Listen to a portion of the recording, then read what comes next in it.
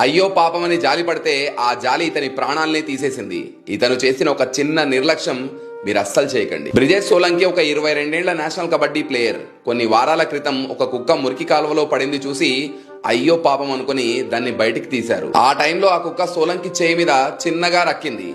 బ్రిజేష్ చిన్నదే కదా అని లైట్ తీసుకున్నారు. కొన్ని వారాల తర్వాత ఎక్కడైతే కరిచిందో అక్కడ నల్లగా అవ్వడం, గొంతులో మంట, నీళ్లను చూస్తే భయపడడం, కంటి చూపు మందగించడం స్టార్ట్ అయింది. డాక్టర్ దగ్గరికి వెళ్తే రేబీస్ వ్యాధి అని కన్ఫర్మ్ చేసి దీనికి ఎలాంటి వైద్యం లేదని చేతులెత్తేశారు. కొన్ని రోజులకే రీసెంట్ గా బ్రిజేష్ సోలంకి రేబీస్ కారణంగా నరకం అనుభవిస్తూ చనిపోయారు. ఒక ఫేమస్ డాక్టర్ దీని మీద మాట్లాడుతూ వ్యాక్సినేటెడ్ అయిన కుక్కలు కరవడం వల్ల కూడా, నాకడం వల్ల కూడా రేబీస్ వస్తుందని చెప్పారు. అండ్ మెయిన్లీ రేబీస్ కి ఎలాంటి వైద్యం లేదు. అన్ఫార్చునేట్లీ రేబీస్ అయితే చావు తప్ప మరే దారి లేదు. డాగ్స్ ని ఇళ్లలో పెంచే వాళ్ళు కొంచెం జాగ్రత్తగా ఉండండి. మన ఒంటి మీద దెబ్బ తగిలిన చోట డాగ్స్ నాకినా లేదా కొరికినా లేదా డాగ్స్ సలైవా మన కళ్ళలో పడినా మన ప్రాణాలకే